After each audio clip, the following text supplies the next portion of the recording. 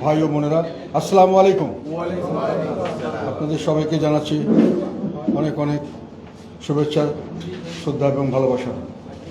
আজকে হঠাৎ করে অল্প সময়ের নোটিশে আপনাদেরকে আমি এখানে আহ্বান করেছি এবং আপনারা এখানে এসেছেন, বেশ কিছুক্ষণ অপেক্ষা করেছেন। এই জন্য আপনাদের সবাইকে ধন্যবাদ, কৃতজ্ঞতা জানাচ্ছি। আপনাদেরকে এখানে আজকে হঠাৎ করে জরুরি ভিত্তিতে ডাকার উদ্দেশ্য হল,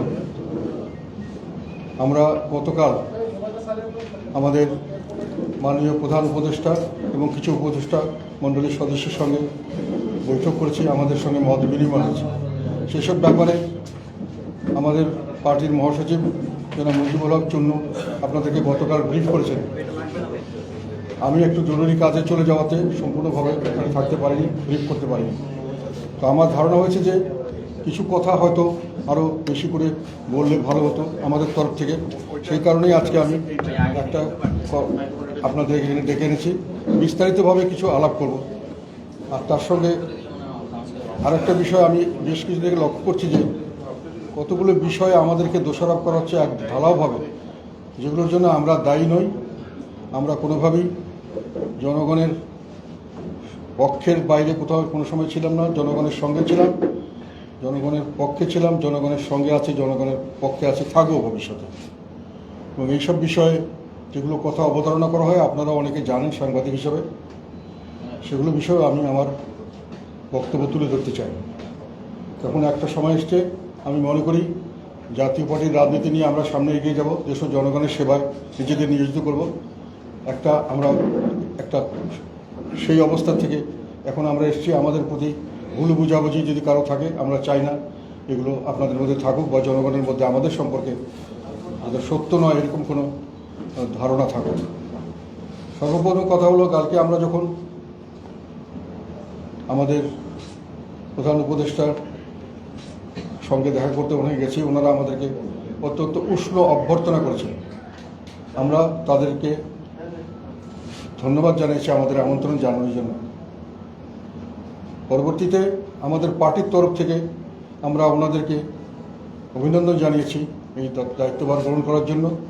ব্যক্তিগত পর্যায়ে অনেককে হয়তো আমরা করেছিলাম, কিন্তু দলীয়গতভাবে আমরা ওনাকে প্রধান উপদেষ্টা এবং তার সঙ্গে সকল উপদেষ্টা মণ্ডলীর কাছে আমাদের অভিনন্দন বার্তা পৌঁছেছে। এবং এটাও এর সঙ্গে জানিয়েছি এ পর্যন্ত এই স্বল্প সময়ে তারা যে পদক্ষেপগুলি নিয়েছেন এবং যেভাবে অগ্রসর হচ্ছেন, বর্তমান পরিস্থিতির প্রেক্ষাপটে আমরা সেই কাজগুলিতে আমরা সন্তোষ প্রকাশ করছি যে ওনারা ভালো কাজ করছেন। একই সঙ্গে মাননীয় প্রধান উপদেষ্টা যে জাতির উদ্দেশ্যে যে বক্তব্য দিয়েছিলেন কিছুদিন আগে রেডিও টেলিভিশনের মাধ্যমে, সেই বক্তব্যের বিষয়ে আমাদের মতামত বলেছি যে এটাকে আমরা অত্যন্ত ইতিবাচকভাবে দেখেছি।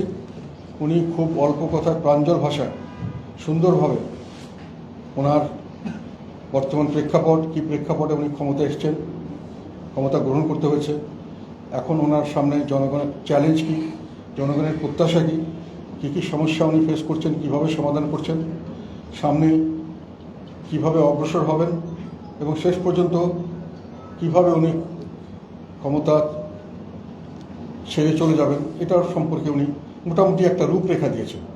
তবে উনি কোনো সুনির্দিষ্টভাবে কোনো কিছু একেবারে সেইভাবে বলেননি, রূপরেখা একটা দিয়েছেন। এবং এখন উনি আমাদের দেখেছিলেন, উনি যেটা আমাদেরকে বলেছেন সেটা হলো, এখন যেটা দাঁড়িয়েছে জনগণের প্রত্যাশা অনুযায়ী ওনার একটা অবাধ, সুষ্ঠু, নিরপেক্ষ নির্বাচন, অন্তর্ভুক্তিমূলক গ্রহণযোগ্য একটি নির্বাচনের ব্যবস্থা করার ওনাদের দায়িত্ব, জনগণের প্রত্যাশা। একই সঙ্গে জনগণের প্রত্যাশা হলো শুধু নির্বাচন সুষ্ঠু হলে হবে না, পরবর্তীতে যে সরকার ক্ষমতায় আসবেন তারা যেন নির্বাচিত হয়ে সত্যিকার অর্থে গণতান্ত্রিকভাবে দেশ পরিচালনা করেন, জনগণের কাছে জবাবদিহিতা থাকে, জনগণের ইচ্ছা অনিচ্ছাকে তারা মূল্য দেন এবং পরবর্তীতে আবার ইলেকশন ব্যবস্থাতে কোনো রকম হস্তক্ষেপ করে নিজেদের দলীয় বা গোষ্ঠীর স্বার্থের দিকে না যান, এটা নিশ্চিত করতে হবে।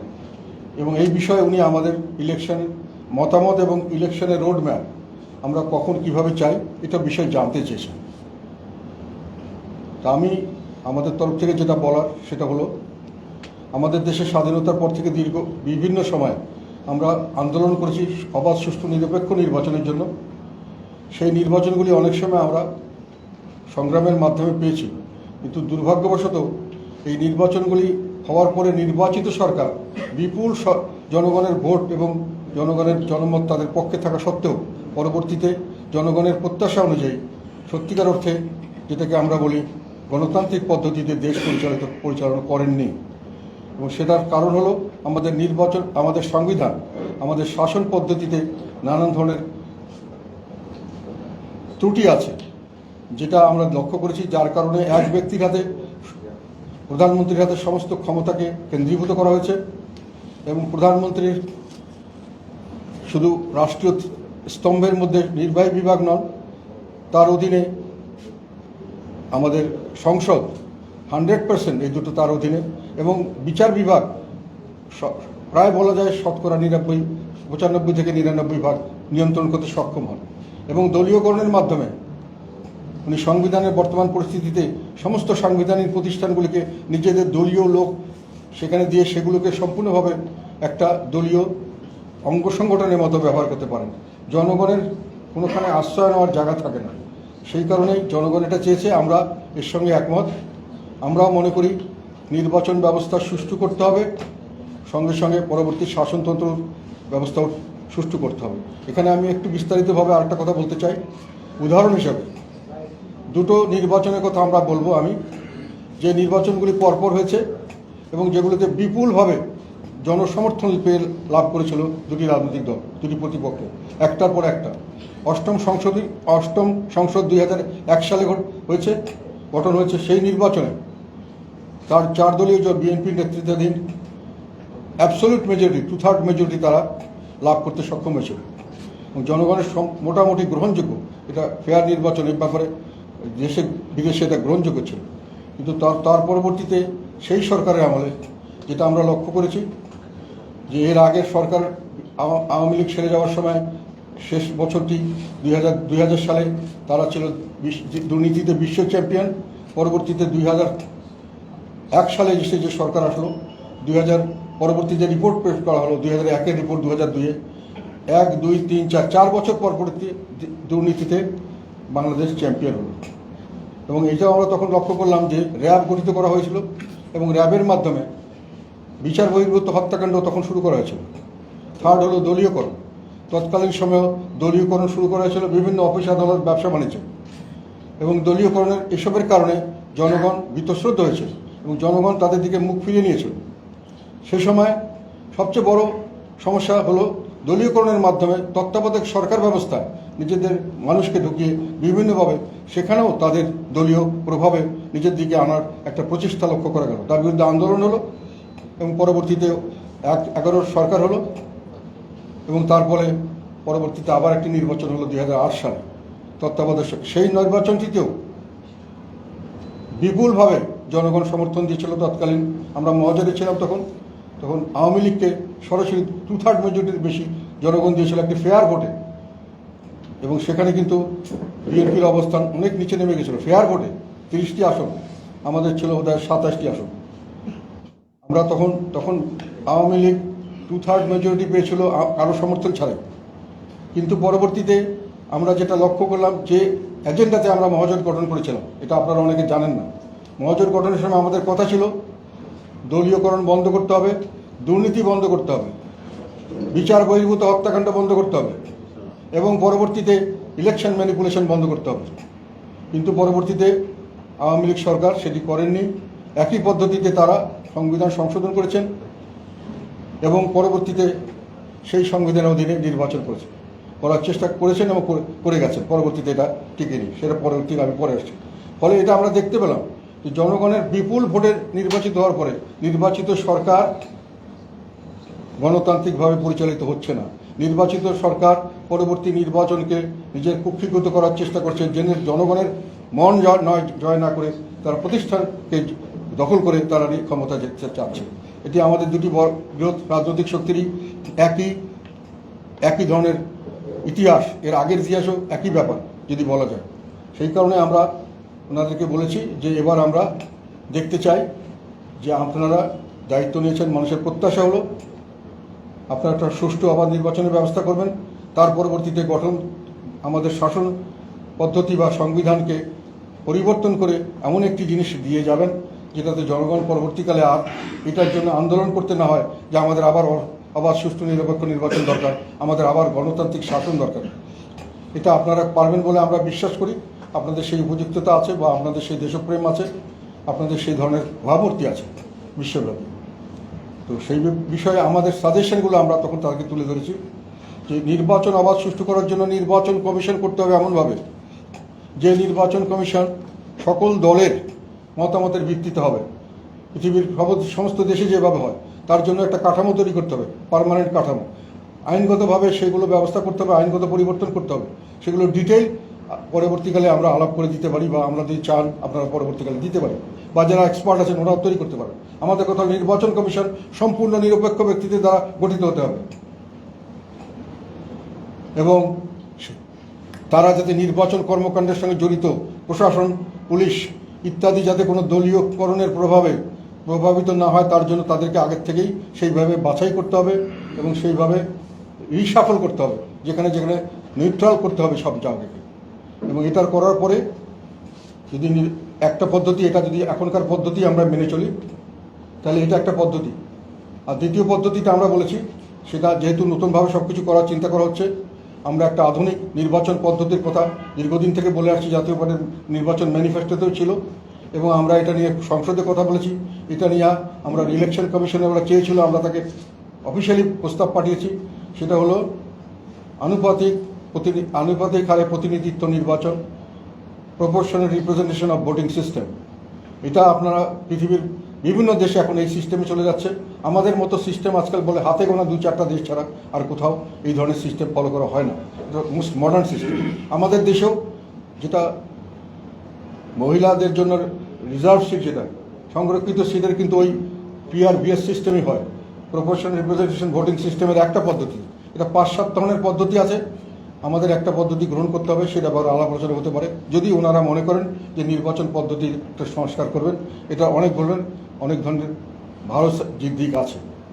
আর একটা বলেছি পরবর্তীতে, যেটা আমি বলিনি এখন আপনাদেরকে বলছি, আমরা মনে করি যে নির্বাচন ব্যবস্থা একবার ঠিকঠাক হওয়ার পরে ওনারা যদি প্রথমে লোকাল গভর্নমেন্ট নির্বাচনগুলি দেন তাহলে নির্বাচন পদ্ধতি সঠিক আছে কিনা একটা জাতীয় নির্বাচনের আগে পরীক্ষা করা যাবে। যদি লোকাল গভর্নমেন্ট নির্বাচনগুলি, সিটি কর্পোরেশন নির্বাচন, উপজেলা নির্বাচন, যেগুলো পরবর্তীতে তারপরে যদি ন্যাশনাল নির্বাচন দেন তাহলে মোটামুটি রাজনৈতিক দলগুলি বুঝতে পারবে যে নির্বাচন পদ্ধতি কতটুকু সঠিক হয়েছে, বা না হলে সেটা কারেকশন করার একটা সুযোগ থাকবে। নির্বাচন ব্যবস্থা আর আইন কিছু চেঞ্জ করতে হবে। নির্বাচনী আইনের যে কতগুলো ব্যাপার আছে, যে সরকারি কর্মকর্তারা সম্পূর্ণভাবে নির্বাচন কমিশনের আওতাধীন থাকবে নির্বাচনকালীন সময়। পৃথিবীর সব দেশে আমাদের দেশের সংবিধানও আছে, আইনে কিছুটা ব্যত্যয় করা হচ্ছে, এই আইনগুলোকে সংশোধন করতে হবে। এটার পরে আসলো আমাদের সংবিধান সংশোধনে আমরা যেটা বলছি, যেহেতু এক কেন্দ্রিক শাসন ব্যবস্থা চালু করা হয়েছে, যার ফলশ্রুতিতে আজকে আমরা ফেসিবাদ অথবা নায়কতন্ত্রবাদ অথবা একদলীয় শাসন দেখছি, বিভিন্ন সময় স্বৈর শাসন দেখছি। এটার থেকে সেই জন্য প্রাইম মিনিস্টারকে আমরা মনে করি উনি যখন প্রাইম মিনিস্টার হবেন তখন উনি একই সঙ্গে দলীয় প্রধান হতে পারবেন না, কারণ দল আর সরকার এক হয়ে যাচ্ছে এবং দলীয়ভাবে সরকার পরিচালিত করছে। এক সময় এসে আওয়ামী লীগ আমরা রাষ্ট্র পর্যন্ত একসঙ্গে হয়ে গেছে। দল, সরকার এবং রাষ্ট্র একসঙ্গে হওয়ার পরে এটার মধ্যে আর কোনো রকম কোনো জবাবদিহিতার স্কোপ থাকে না এবং সমস্ত রাষ্ট্রকে জনগণের বিরুদ্ধে ব্যবহার করা সম্ভব হয়। কাজে আমরা চাচ্ছি যে ব্যক্তি প্রধানমন্ত্রী হবেন উনি আর দলীয় প্রধান থাকতে পারবেন না। এটা আমাদের একটা প্রস্তাব। আরেকটা বলেছি যে এক ব্যক্তি আমাদের ইতিহাসে দেখা গেছে বিভিন্ন দেশে, আমাদের দেশে একজন যদি বেশি দিন ক্ষমতায় থাকে অনেক সময় তাদের মধ্যে এক নায়কতন্ত্র কায়েম করার, সমস্ত ক্ষমতা কুক্ষিভূত করার, একদলীয় শাসন ব্যবস্থা চালু করার, বিভিন্নভাবে স্বৈর শাসন চালু করার, ফ্যাসিজম চালু করার সুযোগ হয়। যার জন্য পৃথিবীর অনেক দেশেই এটাকে ভাগ করে দেওয়া হয়। যেমন দুইবারের বেশি আমেরিকায় অ্যালাউ করা হয় না, কানাডায় অ্যালাউ করা হয় না, পৃথিবীর অনেক ইউরোপিয়ান কান্ট্রিতে অ্যালাউ করা হয় না। তা আমরা বলেছি 2বারের বেশি কেউ প্রধানমন্ত্রী হতে পারবেন না। এটা একটা আমরা ভেরিয়েন্ট দিয়েছি যে প্রধানমন্ত্রী আর প্রেসিডেন্টের একেবারে আমরা তার ক্ষমতা একেবারে শূন্য করে রেখেছি। আমরা মনে করি প্রেসিডেন্ট নির্বাচনটা সকল দলের কনসেন্টে হওয়া উচিত, যার জন্য সংসদে 3/4 মেজরিটি যদি হয়, যেটাতে সকল দলকে কোনো না কোনোভাবে ভোট দিতে হয়, সেই রকম একটি ব্যক্তিকে ওইভাবে যদি প্রেসিডেন্ট নির্বাচন করা যায়, তাহলে তাকে শর্ট করে তাকে যদি অপসারণের সময় এরকম কিছু ব্যারিয়ার থাকে, তাহলে যে কোনো সরকার প্রধান তাকে নিয়ে যখন তখন বসিয়ে যখন তখন সরিয়ে দিতে পারবেন না। আপনাদের হয়তো অনেকে স্মরণ নেই, 2001 সালের এটা 8ম সংসদে ডক্টর বদরুদ্দোজা চৌধুরী প্রেসিডেন্ট ছিলেন। ওনাকে তৎকালীন সরকার প্রেসিডেন্ট থেকে সরিয়ে দিয়েছিলেন এবং ওখানে নতুন একজন প্রেসিডেন্ট দেওয়া ছিল, শুধু দলীয় প্রধান তাকে পছন্দ করেন এই জন্য। তো আমরা চাই যে আরেকটা কথা, প্রেসিডেন্টকে শক্তিশালী করতে হবে। সেই জন্য প্রেসিডেন্টের যে এখন বর্তমান আছে সমস্ত ব্যাপারে প্রধানমন্ত্রীর পরামর্শ নিতে হবে, এটি আমরা বাতিল চেয়েছি। প্রেসিডেন্টকে কোনো ব্যাপারে প্রধানমন্ত্রীর পরামর্শ নিতে হবে না। প্রেসিডেন্ট যেটা কাজ করার উনি সেটা নিজে কাজ করবেন। তবে যে কোনো কাজে, যেমন সাংবিধানিক প্রতিষ্ঠানসমূহ, যেমন ইলেকশন কমিশন, যেমন দুর্নীতি দমন কমিশন ইত্যাদি যেসব প্রেসিডেন্ট দেন, এমনকি হাইকোর্টের জাজেস, সেখানে কিন্তু আলাদা কমিটি করে দিতে হবে। তাদের মাধ্যমে যেটা আসবে সেটা প্রেসিডেন্ট করবেন। কোনো সরকার প্রধান এখানে হস্তক্ষেপ করতে পারবেন না। সেই বডিগুলোকে তৈরি করতে হবে। অনেক দেশে অনেক সিস্টেম আছে, কোনটা আমাদের জন্য সুটেবল হয় দেখতে হবে। সেখানে সকল দলের রিপ্রেজেন্টেশন থাকতে হবে, সেরকম এক্সপার্টদের রিপ্রেজেন্টেশন থাকতে হবে। আমরা এই জন্য মনে করি প্রেসিডেন্টের হাতে ক্ষমতা আসবে, প্রধানমন্ত্রীর জায়গায় থাকবে। এখানে একটা ক্ষমতার ভারসাম্য রক্ষা করার একটা সুযোগ সৃষ্টি হবে। তো আমাদের এইটাই ছিল আমাদের ধারণা, যে পরবর্তীকালে যেটা হাইকোর্টের বিষয়ে, আমাদের হাইকোর্ট এবং লোয়ার কোর্ট এখন সম্পূর্ণভাবে সরকার প্রধানের অধীনস্থ প্রেসিডেন্টের মাধ্যমে। আমরা বলেছি যে এটা এখন থেকে করা যাবে না। এখানে প্রেসিডেন্টের কোনো বিষয় নয়। আমাদের এখানে 109 আর 116 আছে সংবিধানে। আমি মনে করি 116টা 109 কন্ট্রাডিক্টরি, 116টাকে বাতিল করা উচিত। এটাকে বাতিল করা উচিত। প্রেসিডেন্টের এখানে হস্তক্ষেপ করার কিছু নেই। এগুলো ক্ষমতা চিফ জাস্টিসের কাছে নেওয়া উচিত, লোয়ার কোর্ট।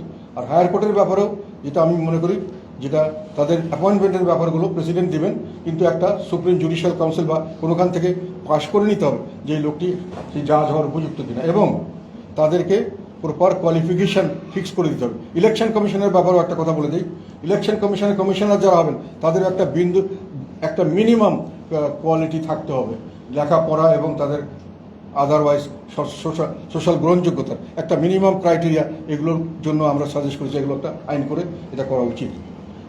আর এখানে তাহলে হলো সংবিধান সংশোধনের মধ্যে আরও ডিটেলভাবে বলতে গেলে আমরা ওনাদেরকে বলেছি যে ভবিষ্যতে যদি আমরা একটা নিজেরা দেখে আমাদের সাজেশনগুলো ইন রাইটিং তাদেরকে আমরা জানাবো। এটা হলো আমাদের সংবিধানের জন্য আর একটা হলো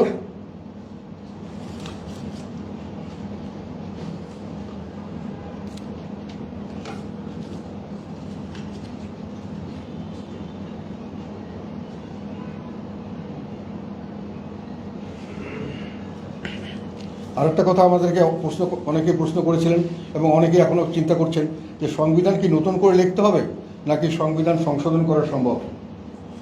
আমার জানা মতে পঞ্চদশ সংশোধনী করে আমরা যেটা তত্ত্বাবধায়ক সরকার ব্যবস্থাকে বাতিল করা হয়েছিল, এটা করা হয়েছিল 2008-এর নির্বাচনের পরে সংশোধনী। পঞ্চদশ সংশোধনীতে সেখানে তত্ত্বাবধায়ক সরকার বাতিল সহ আরও অনেক জিনিসকে ওখানে ইনক্লুড করা হয়েছে। সেখানে সংবিধানের 1/3 মতো অবস্থাকে কোনো সময় চেঞ্জ করা যাবে না, এটা ব্যবস্থা করা হয়েছে। কাজেই সংবিধানের সেই পঞ্চদশ সংশোধনী বহাল রেখে আপনি কোনো সংশোধন করতে পারবেন না। পঞ্চদশ সংশোধনীকে বাতিল করে তাহলে এটা সংবিধানের সংশোধন দরকার, না হলে নতুন সংবিধান রচনা করতে হবে। সেখানে যথেষ্ট গ্রাউন্ড আছে আমরা জানি, এবং এটাকে আমি জানি না কেউ মামলা করছেন কিনা। মামলা করলে পঞ্চদশ সংশোধনী অবৈধ হওয়ার সম্ভাবনা আছে। আমি নিজে বিভিন্নভাবে স্টাডি করে যেটা দেখেছি ওটা ওনাদেরকে জানিয়েছেন, যে এটা হলো যে পঞ্চদশ সংবিধানের কিছু অংশ চেঞ্জ করা যাবে না, এটা কোনোখানে গ্রহণযোগ্য হতে পারে না।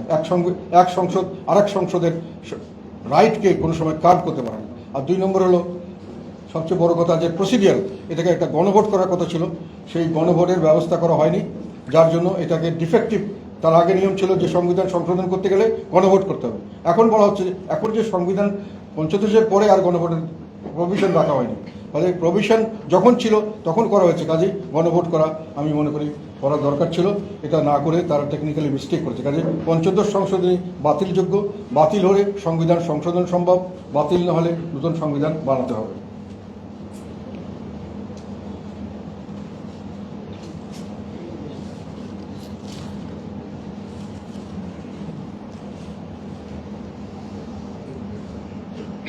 এরপরে সাধারণভাবে যেটা সবাই চাচ্ছে, আমরা এটা ওনাদেরকে জানিয়েছি, গণহত্যা হলো এখানে যারা প্রাণ হারিয়েছেন তাদেরকে যথাযোগ্য ক্ষতিপূরণ দিতে হবে, তাদের পরিবারকে পুনর্বাসনের ব্যবস্থা করতে হবে। যারা আহত হয়েছেন তাদের সুচিকিৎসা করছেন ওনারা, তাদের ব্যাপারে ব্যবস্থা নিতে হবে। ভবিষ্যতে যেন তাদের জীবনে তারা একেবারে হারিয়ে না যান দেশ ও জনগণের সেবা করতে গিয়ে, সেই ব্যাপারে রাষ্ট্রের দায়িত্ব আছে। ওনারা এই কাজটি করছেন, আমরা আবার ওনাদেরকে এটা মনে করে দিয়েছি। প্রশাসনকে স্বাভাবিকভাবে যেটা ওনারা করছেন আবার আমরা মনে করে দিয়েছি, দলীয়করণের মাধ্যমে প্রশাসন একেবারেই একপেশে প্রশাসন, এটাকে যে কোনোভাবেই ঠিক করতে হবে, দলীয়করণ মুক্ত করতে হবে, এটা ওনারা করছেন। যেগুলো হত্যার বিচার, গুমের খুনের বিচার, দুর্নীতির বিচার, দুর্নীতির অর্থ ফেরত আনা, এগুলো ওনারা করছেন, ওনারা করে যাবেন, এবং আমরাও এটা চাই যে ওনারা এটা করে সফল হন, এবং এটাতে আমাদের সহযোগিতা আমরা করব।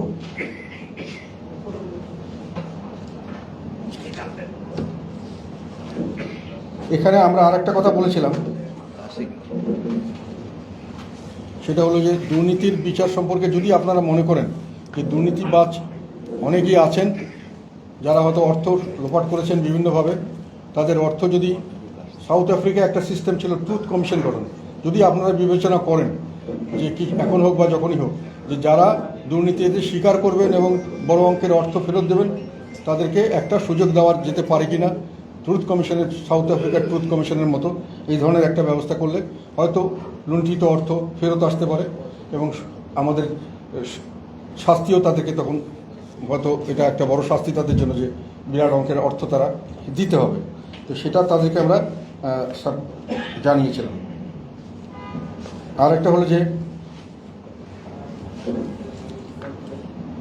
ইলেকশনের রোডম্যাপ সম্পর্কে আমি প্রথমে নির্বাচন সম্পর্কে বললাম, পরে রাষ্ট্রীয় কাঠামোর সংস্কার সম্পর্কে বললাম, এখন যেটা ফাইনাল কথা যে ইলেকশনের কখন কিভাবে ইলেকশন হবে সামনের দিকে, আমরা ওনাদেরকে বলেছি যে আমাদের আস্থা আছে, বিশ্বাস আছে আপনাদের উপর যে আপনারা সঠিক কাজটি করবেন।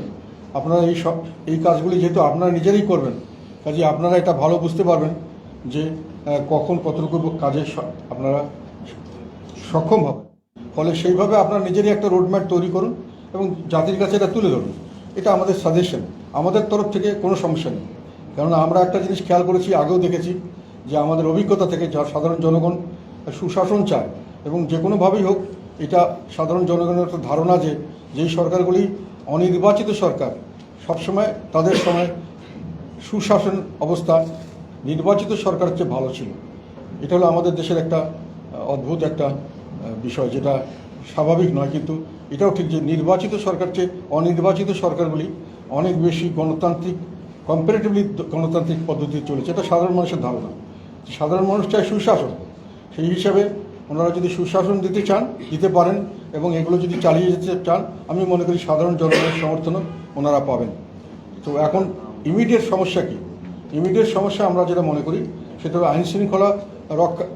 আইন শৃঙ্খলা পরিস্থিতিকে স্বাভাবিক করে আনা। আইন শৃঙ্খলা পরিস্থিতি বিভিন্নভাবে বিঘ্নিত হয়েছে, পুলিশরা অনেকখানি ডিমোরালাইজ হয়ে গেছে, অনেকে অনেক ক্ষেত্রে ভয়ভীতিতে আছে, নানানভাবে তারা সঠিকভাবে কাজ করতে পারছে না, আসতে পারছে না, ভয় করছে। এগুলোকে যে কোনোভাবে এটাকে মীমাংসা করে পুলিশকে সক্রিয় করতে হবে, এবং তাতে করে মানুষের বেসিক নিড হলো নিরাপত্তা। নিরাপত্তার একটা মানুষের স্বাভাবিক চাহিদা, যেটা আদিকাল থেকে মানুষ সমাজ গঠন করেছে, রাষ্ট্র গঠন করেছে এই নিরাপত্তার জন্য। এই নিরাপদে আমি থাকতে চাই। দ্বিতীয় হলো স্বস্তিতে থাকা। এই স্বস্তিতে থাকার অর্থ হলো জিনিসপত্রের দাম যেন না বাড়ে, যেন কমের দিকে থাকে, ইনফ্লেশন যেন না হয়, এটাকে যে কোনোভাবে ম্যানেজ করতে হবে, এবং এটা ওনাদের জন্য বড় চ্যালেঞ্জ। এই দুটো যদি মানুষের পেটে ভাত থাকে আর যদি স্বাভাবিক নিরাপদে ঘুমাতে পারে, দেশের মানুষ আমি মনে করি যথেষ্ট সময় দিতে প্রস্তুত আছে, এবং স্বাভাবিকভাবে আর সামনের দিনগুলিতে যাতে করে ভালো একটি সরকার গঠিত হয়, তার জন্য ভালো নির্বাচন, তারপরে সরকার গঠিত হয়ে ভালোভাবে গণতান্ত্রিকভাবে দেশ চলে, সেটার জন্য আমরা সবাই অপেক্ষা করতে রাজি আছি। তো আমরা আমরা সাজেশন করেছি যে আমাদের তরফ থেকে আমরা স্পেসিফিক কোনো টাইম ফ্রেম দিব না, আপনারা টাইম ফ্রেম ঘোষণা করুন, এটা আমরা চাই এবং এটা যাতে সঠিকভাবে বাস্তবায়িত হয় এটা আমরা লক্ষ্য রাখবো এবং যাতে করে আপনারা সাহায্য সহযোগিতা যেটা চাইবেন, পরামর্শ যেটা চাইবেন আমাদের তরফ থেকে আমরা এটাকে আপনাদের সামনে সবসময় প্রস্তুত আছি, এটা আমরা করব আপনাদের জন্য। দেশটাতে ভালো চলে সেই বিষয়ে আমরা একমত আছি এবং এই বিষয়ে আমরা সামনের দিকে কাজ করতে রাজি আছি। আপনারা যেভাবে চাইবেন সেভাবে আপনাদের আমরা সহযোগিতা করব।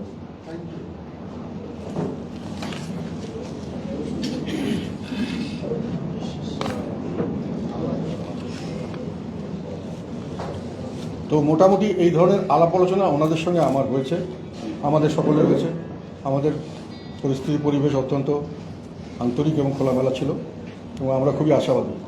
তো এই আমার মোটামুটি কালকের বিষয়। কালকে চূন্য কিছু ব্রিফ করেছেন, আমি মনে করলাম আরও বিশদভাবে জনগণকে জানানো উচিত। আমরা এখন ওনাদের যেটা চেয়েছেন আমাদের থেকে লিখিতভাবে আমাদের প্রস্তাবগুলি দেব, দরকার হলে এখানে আমরা আরও যদি কিছু এক্সপার্ট ওপিনিয়ন দরকার হয় ওনাদেরকে সাহায্য করব। নির্বাচন ব্যবস্থা সম্পর্কে আমি কয়েকজনের সঙ্গে অলরেডি কথা বলেছি যারা এই ব্যাপারে এক্সপার্ট, ওনারাও আমাদেরকে সাহায্য করবেন।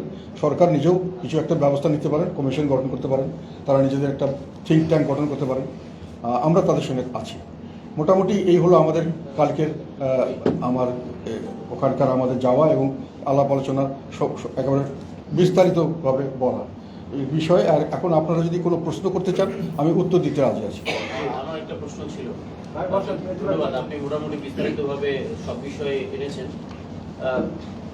স্বৈরাচার হটাও যে আন্দোলন হলো, ছাত্র জনতার যে আন্দোলন, এই আন্দোলনে ছাত্র জনতার সাথে সাথে আমরা দেখেছি বিভিন্ন রাজনৈতিক দলের নেতাকর্মীরা তারা মাঠে নেমেছিল, অনেকে ঘোষণা দিয়ে অনেকে ঘোষণা ছাড়া। জাতীয় পার্টি গত কয়েক বছর ধরে সরকার বিরোধী বক্তব্য দিচ্ছে, কিন্তু পরোক্ষভাবে জাতীয় পার্টি বিভিন্ন সময় ক্ষমতা কাঠামোর কাছাকাছি লেগেছে। মানুষের প্রশ্ন অনেকেরই জানতে চাওয়া, এই স্বৈরাচার হটাও আন্দোলনে আজকের জাতীয় পার্টি এখানে যারা নেতারা বসে আছেন জাতীয় পার্টির কর্মী, তাদের ভূমিকা আসলে কি ছিল এই আন্দোলন? কোটা সংস্কার আন্দোলনটা অফিসিয়ালি 1 তারিখ 1 জুলাই থেকে আমার জানা মতে এটা ঘোষিত হয়েছিল এবং একটা অহিংস আন্দোলন। 3 তারিখে আমি সংসদ অধিবেশনে সমাপনী ভাষণে এই কোটার পক্ষে এবং কোটার যৌক্তিকতার পক্ষে এবং এটাকে যে একটা বৈষম্য বিরোধী আন্দোলনে বাংলাদেশের মানুষ যে কোনো ধরনের ত্যাগ স্বীকার করতে পারে, যে কোনো